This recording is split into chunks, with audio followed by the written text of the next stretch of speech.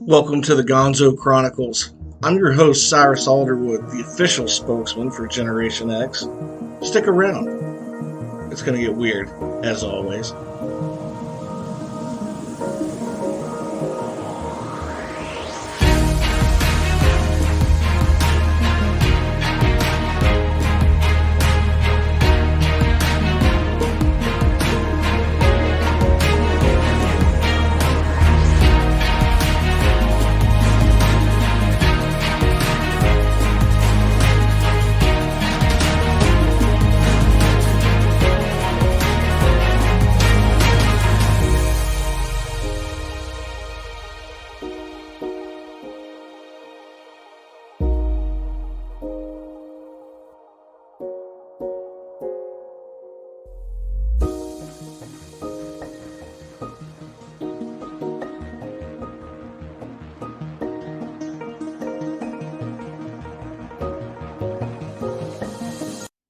Well, welcome to the weekend, everyone. It's been a few days. Thanks for tuning in to another episode of the Gonzo Chronicles. Today is Sunday, August 14th, 2022. Man, this year has really flown by. But we have now, at this point, less than 40 days until fall arrives, less than 80 until Halloween. Am I the only one who actually counts down the days to Halloween? I might be. I'm not sure, but I might be. Um, and I'm not sad about that. I'm not embarrassed. I'm not embarrassed about a lot of stupid stuff I do, like owning half of Burt Reynolds' movie collection. No, I own Stroker Ace. I own the Mustache trilogy of the Smokey and the Bandit movies. A few others. Sharky's Machine. Good stuff, man. Real good stuff. It's the weekend. Hopefully everyone has had a good time. Tell me what's been going on with your weekend. Drop me an email at cyrus.alderwood@gmail.com or leave a comment on the podcast if you see it on Twitter or YouTube once it transfers over there. Love to hear what everybody else has been doing this summer. It's been a busy summer. I hit a deer last week. Yeah, I hit a deer. Came out of nowhere. It was a dark and stormy night. No, really, it was. It was a horrible night a couple Fridays ago, and raining, fog, just thick, heavy fog. And thankfully, no one else was on the highway where I was at, and it just came out of nowhere. And I swerved. I clipped it. It was a doe. I felt horrible, folks. Like 2 inches tall. I went back to look for it. I felt just terrible. Like, man, I just killed Bambi's mom. Seriously. Um, Hopefully this thing survived and didn't have any pain. Um, it didn't really do much damage to my car at all, so maybe I didn't hit it as hard as I thought. I was actually going pretty slow because of the weather. But yeah, that's two cars I've had to have repaired. So it's been a week and a half, couple weeks. Um, all the flooding that's gone on in parts of Kentucky, I'm sure we've all heard about that. Hopefully, by now, some of you have looked up places where you could donate to help out those flood victims. Keep these folks in mind, everybody. This is terrible. I mean, of course, natural disasters happen everywhere. It's heartbreaking and heart wrenching anytime you see it. So whether you're out west, like some of you are that are listening that are out west and uh, Arizona, New Mexico, California that I know, and then Nevada, or if you're back here in the east or even in the Midwest in Oklahoma, lot natural disasters happen. So we're all pretty lucky if we make it through these things. So just make sure you check on your neighbors, pay it forward. I got to tell you something. The weather has changed here in Virginia over the last week in the part that I live anyway, and it I can feel the chill of an early fall, and I like it. I like normally like here the last few years I couldn't. I was kind of wanting to extend summer, but this year for some reason let's bring on the early fall and bring out the colors, bring on the creepy movies, bring on October. Hey, I got a couple new things I I'm working on. On this episode, though, let's title this particular podcast as Why It's Important to Write. So, 10 reasons why it's important for you or anyone, whether you're a writer or not, to actually write. Write something. So, we're going to talk about that. Um, but before we get there, a couple other things I just want to bring up. It's been a crazy week in the political world. Donald Trump's Mar-a-Lago compound got raided by the FBI, and they've given 10 different reasons why they raided it. Who the hell knows? I mean, I don't think any of us know any of the truth. I don't think the media knows half of any of the truth. We'll find out in time. Personally, Merrick Garland, the Attorney General, he's the head of the FBI. He's the head of the DOJ. So all this sort of falls on him. I think they're lying from the White House. I don't think there's any way your political enemy's home gets raided by the FBI and they don't tell a sitting president, because it's him and his crew that will take the political blowback.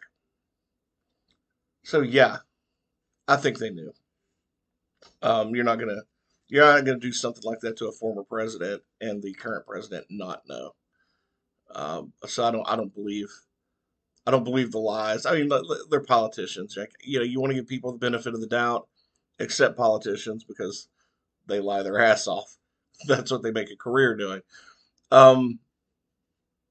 So we'll see how this all plays out. This is quite interesting. I'm not going to get on a soapbox or anything, but I do think that Merrick Garland, he was the man that was tapped by Obama for nomination to the Supreme Court when Mitch McConnell blocked the nomination, would not bring up the nomination process in the Senate, would not bring it up until after Obama was gone, because Obama's last year, and he said there was a precedent, and blah, blah, blah.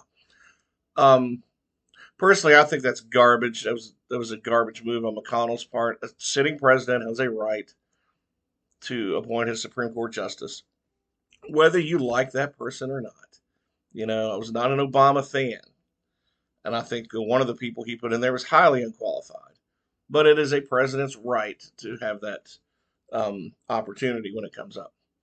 So McConnell was in the wrong for doing that, but anyway, long story short, I think Merrick Garland is pissed because Donald Trump got to name 3, and he probably desperately wanted that lifetime appointment on the Supreme Court, and now he's settling for dumbass Joe Biden's Attorney General, and he's not a dumb guy. He I think he knows exactly what he's doing. And that statement he came out the other day when we were all waiting for 2 hours for him to come out and tell us a statement about what, from the DOJ's point of view about the raid on the Trump house, and then came out and told us absolutely nothing. Well, that was by design. Like I said, he's a smart guy. Hey, I heard a brand new, a new phrase over the last couple of weeks. A climate terrorist. People who drive big ass SUVs like me, apparently I'm a climate terrorist. They don't want to call, from a far left point of view, somebody wants to blow up a pipeline. I guess you could call them a climate terrorist. I would, because they're radical and want to blow up, acts of terrorism in defense of climate. Although, wouldn't that cause one hell of an ecological mess? It'd be like, the Exxon Valdez, it's evil. All that oil, let's blow it up. And then next thing you know, you had a disaster. Yeah, I mean, it crashed, all right, the Exxon Valdez. Showing my age here, I don't know how many of you remember the Exxon Valdez. The tanker ship that ran ashore hit some rocks because the guy was drunk. the captain was drunk and caused one hell of an ecological disaster. You can look that up if you don't already know it. But, if I'm a climate terrorist for driving an SUV, it does get good gas mileage. Would Kylie Jenner be a climate terrorist for flying her plane? That's a fair question. How about Leonardo DiCaprio? See a climate terrorist? Or Al Gore every time they jump on their plane and fly somewhere to talk about climate change. Or aren't they a climate terrorist because they just left a bigger carbon footprint than I ever will? Um, yeah, think about that. Oh yeah, the House and Senate passed the Inflation Reduction Act, in which case they were spending 700 billion or 400 billion. I'm confused how many billions they're spending anymore. They throw so much at it. If you have inflation, do you throw money on it, on the problem? No. That's what they did. Really, all it was a climate change bill. Oh, yeah. And they raised taxes. And they hired 87,000 new IRS agents. They're not going after rich people, folks. Most people that get audited, the vast majority of them, make under 150,000. Out of that group, 150,000, the people who make 100,000 or less are most likely to get audited. And you want to know why? Because those are the folks who don't have the financial means to hire all these accountants and lawyers to fight a battle with the IRS. They typically try to scrounge up what money they have, pay them to leave them the hell alone. And the IRS knows that. So yes, when they said they weren't going to raise taxes on anybody making under 400,000, they lied because taxes are going up, and now they're going to send the IRS in your life to take what little scratch you have left. Okay, they'll dig through until you go whatever. And if you don't have the money to hire a lawyer, or it's a waste to hire a lawyer or an accountant, good luck, man. You know, I don't know who the hell voted for these people, but wasn't me. I'm not a big fan of taxes. You know, it's kind of weird. Here we are, the country who had a revolt and fought our independence over some taxes, and we just hired 87,000 new IRS agents. George Washington will be rolling over in his grave right now. Anyway, another piece of news is they're telling us we're not in a recession. The technical definition of a recession is 2 quarters of back-to-back negative GDP growth. We have that. That is a technical definition. It's like, it can't be a recession because we have too many job openings, blah, blah, blah. Well, let me ask you a question. Companies are already starting to lay off and announce that they're not hiring. But if you have all these job openings where you can't fill those jobs, do those jobs actually exist? I don't know. That's worth thinking about too. But you can have a recession, have all kinds of other things going on economically that could be positive and negative.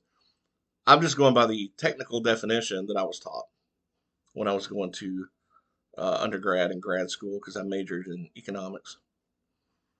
Um, Amazon Smile. I think I've maybe brought this up on the episodes before. If you're like me, I shop tons on Amazon. And now that it's August, I will, believe it or not, I will start my Christmas shopping early and I will buy some things on Amazon. And I'll order them and get them in. And especially with supply chain issues, I'm not fooling around this year. I'm ordering early because I want to make sure I have everything in here before Halloween that I don't have to think about the holidays. I'm done. So if you're like me and you shop on there a lot, take some time to think about what charity you want to support because Amazon has a program called Amazon Smile. And if you don't know about this, that they'll take a portion of of whatever you're buying, like your total cost, they'll take a percentage of that and actually donate to a charity of your choice. So to do that, if you go to smile.amazon.com and then go look for what nonprofit you would like to support, pick that one, and then every time you go to your cart, instead of just going to amazon.com, go to smile.amazon.com. And you'll see your cart is still full with the same items you already had in it. It's still your account. You just a different URL. Click on it, check out through there. It's just one extra step. I know a lot of people don't want to think about that extra step. Just bookmark smile.amazon.com. And when you go to log in to make your purchases, go to that page, and then a percentage of whatever gets paid forward. And that way you never have to write a check to that charity because a percentage of your purchases will go to it anyway. So this year I've generated probably $20 to the Foundation for Appalachian Advancement. That's the nonprofit that me and a few other folks have and we run.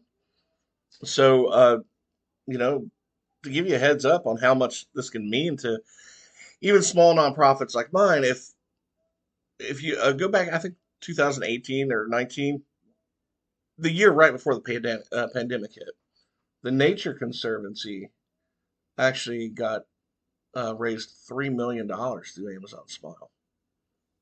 Now, Appalachia is full of, I think, like 25, 26 million people. So, if we had 10,000 people, the more, I mean, everyone counts. So, I probably have a handful of people that use Amazon Smile and pay forward to my charity, to my nonprofit. But, consider it. It's something that, if you want to check out the website and see what our mission is, it's supportappalachia.org and give it a think. If not, find a local animal shelter where you live. Something. There's always some good charity that's probably registered through Amazon like we are that you can pay it forward. So, yeah, one other piece of news, and then I'm going to get into like the 10 biggest reasons why you should start writing. And it doesn't mean you have to write a book either. Speaking of writing, I started a Substack. Now you're like, what the hell is a Substack? Well, it's a website. If you go to cyrusalderwood.substack.com, it's called Cyrus's Gonzo Zone. And I actually have a newsletter on there called the Doppelganger that you can check out too. In addition to this, so that's kind of like on the side from the podcast. Some of these things that I write on there, I'll write articles about different things. Some of it I will make public for anyone to read. Yesterday, I wrote an article titled "Women Face Unique Challenges with Investing" and why women need to start investing earlier in life. So I wrote that article, and that's free for everyone to read. Some things I'll put a lock on, and you have to subscribe. So not everything, but some things. So if you want to, support and actually read some of the articles that are out there, and support what I'm doing with Substack and with the podcast and so forth, this is the only thing that I've done that I've made subscription based. And you can you can be one of the founders, as it's called, or you can just subscribe per month or per year. I set it at $5 a month. So I mean, it's less than a cup of your coffee from Starbucks. So some of the things on there, I've got a couple articles. I did write about the Inflation Reduction Act, and I was pretty blunt about that. Jack Dorsey actually made some negative comments about the Chinese Communist Party, and I wrote an article. That's the guy who did formerly own Twitter, CEO of Twitter. So I wrote, "Does Jack Dorsey finally get it?" And then I wrote a really fun article called "80s Movies That Should Not Be Remade." So that one's locked. So, those, if you want to read those, you have to pay subscription. I'm adding to this all the time. It's a new platform, but I'm adding to it all the time. I've got my early predictions for the NFL. I wrote an article about Nancy Pelosi flying into Taiwan, and actually why Nancy Pelosi has a bigger pair of balls than Mitch McConnell. So I thought that was really interesting. And I wrote an article on the recession, but that one's public, and so is the Pelosi article. And I'll be writing on some fantasy football stuff, 80s stuff, fun cultural things. I'll be dipping into some political things. But you'll get an email just to let you know there's a new article up. So go there and subscribe. You can subscribe for free, but if you want the other articles, it's a $5 subscription. So hopefully you'll sign up. And I'd love to get maybe 250, 300 subscribers. That'd be great. And like I said, I'll be churning out articles on a daily, every other day basis. So some fun stuff. And if you have anything on there you'd like to see me address, leave comments on there. Drop me an email. Just let me know. I'll be glad to tackle pretty much any issue, controversial or not. I don't really care. um, what's life without a little controversy anyway? Reasons why you need to write. Well, first of all, if you have a job, writing's pretty essential for any kind of communication skill around the workforce. That goes without saying. Um, but when I say why you should write, I don't necessarily mean a novel, like a nonfiction, or I mean, this could be anything. This could be journaling, writing your first book, some original fiction, um, nonfiction. There's fan fiction people, right? There's free writing. There's also just people make all kinds of money off this stuff doing blogging and free thought through vlogging as well, which is not necessarily writing, but you have to write out and script out a show sometimes. But let me tell you what writing has done for me, and I'm gonna give you reasons why you should write every day.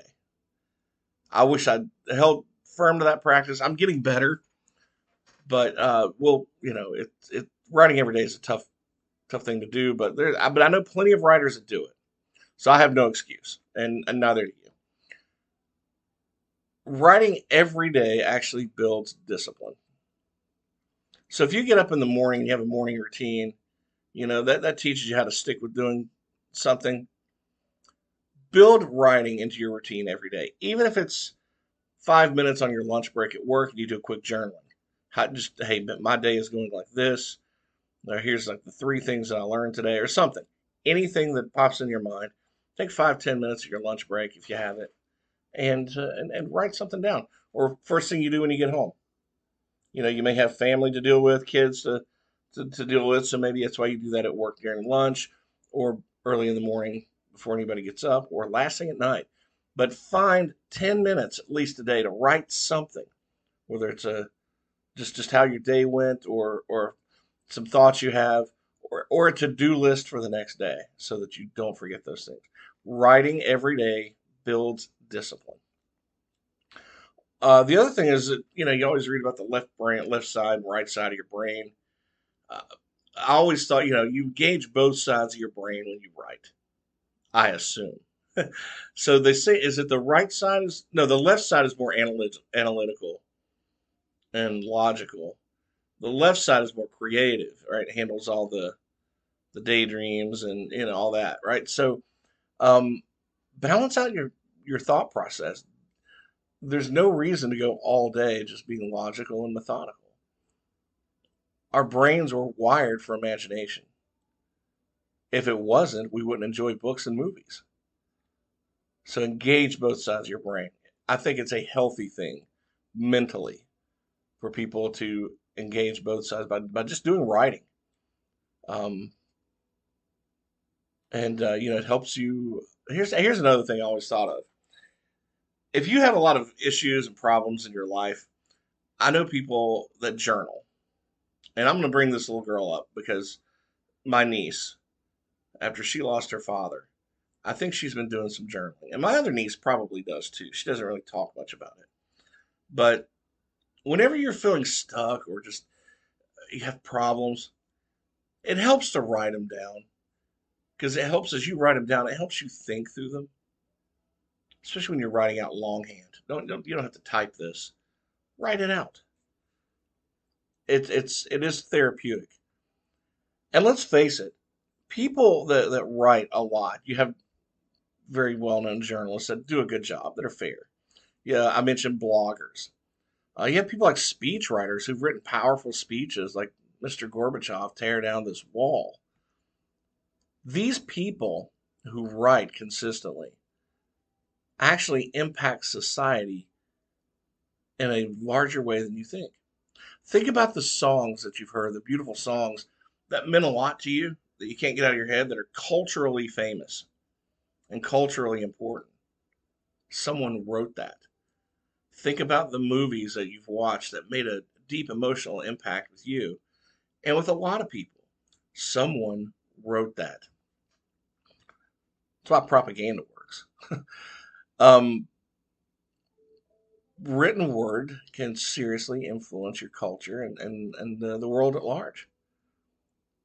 So I'm probably going to rattle on more than 10 here, but let's just call this the 10.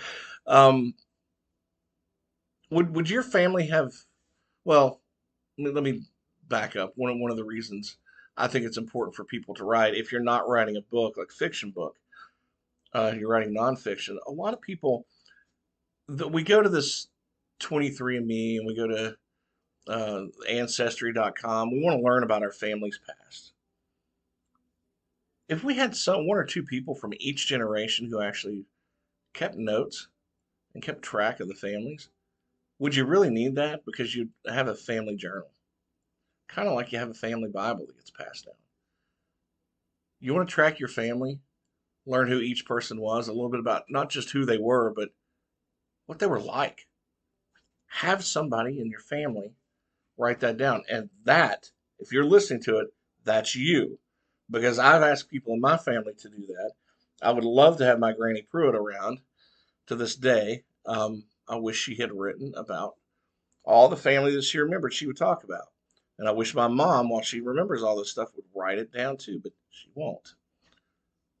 So I just have to piecemeal and bug people to death and write down names and who they were, when they lived, and what they were like by her point of view. I would love to have gotten what someone was like, if they lost their husband or wife and they wrote about them. And the grandkids who never knew that person could actually go back 30, 40 years from now and read that information, read those words. It's powerful. We wouldn't have history. We would not even know our own history without writing. And that comes right down to, it doesn't have to be national history or town history. Um, but but writing is important. I would love to know more about the history of my town. I would love to know more about the history of my county. But people didn't write and think about those things. I'd love to, drill it down to something as find out as small as you want. The history of your nuclear family. It doesn't even have to be your family, your lineage. So, a buddy of mine that's listening to this, I think it would be a great idea for him to write down, all the times in his life, things that impacted him importantly, and that were important to him, and when he met his mother, how they met, how they decided to finally have a kid after he didn't think he would ever have one, and then to have his son read that to his grandson down the road, so he knows from his own grandfather what it was like. Do these things, folks. That's important. And you know what? When I first started writing, I thought I'd write one book, and I realized quickly I've got a lot of books in me. And I think everybody, if I have a bunch of books in me, everybody does, whether it's fiction or not. It could be a book of your experiences. Write your own autobiography. Don't even show it to people. Just kind of write it. Um, People want to share their stories. People want to hear your stories. Everyone has a story to tell. Writing it's the only way to get it into the hands of people who give a crap. So sit down and write it. Um, when I go back to like journaling, another good reason to do this is just for if no other reason than mental health. It helps you work through your problems, like I mentioned. Mental health is a big thing today. So many people deal with anxiety, just depression, other disorder, and then some disorders, right? So if you don't have something that that's like diagnosable, maybe there's some things in your life that just led to poor mental health. You didn't take care of yourself emotionally or mentally.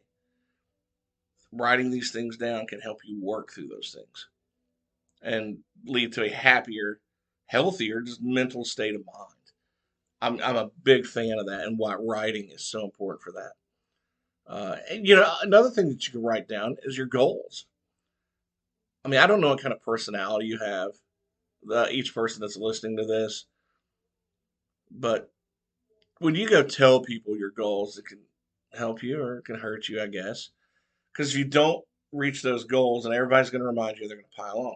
Writing them down, whether you share them with others or not. If you want to share them with others, like people that looking to lose weight and tell their friends, "Hey, I'm going to lose 50 pounds by whatever, or 20 pounds," and they'll kind of like keep a little fire and you hold you to that, and you feel responsible to other people to keep up with that. But when it comes to like bigger goals, I always like to keep my cards close to my vest, and I'll write down goals. Um, I think it's important to achieving those goals because if I get up every morning, I see those goals written down, I'm holding myself responsible, and I don't want other people busting my balls for like not getting there, because sometimes those stretch goals, it's just important to try more so than it is to hit the goal, and depending on the goal. Uh, but you're much more likely to achieve your goals if you write them down, and you know I'll live and die by that. You know, if you're writing every day, you're going to become a darn good writer because that's the only way you're going to improve. So improvement is another reason to write, just because you want to get better, and you're not going to get better unless you practice at it. And the more well written you are, the more polished you are as a writer, the more respected you become by your peers. And here's another thing that I got out of writing. I met a lot of other writers, a lot of great people that I could learn from.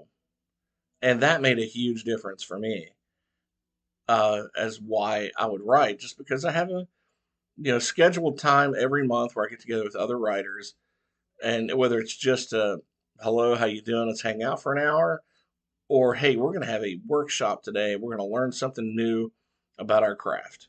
Or if it's something we're not learning new, we're going to hone that skill a little bit today.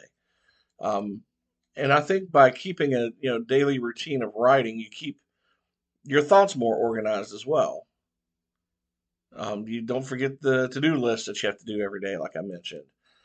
So there's so many things that I think improve in your life. You actually learn who your audience is, which is really cool. Which is one reason why I started the podcast. I started going to book signings and actually meeting some of my audience. And not that I sell a lot of books. I haven't sold a book in like 2 months online, but having that audience actually sort of matters to me.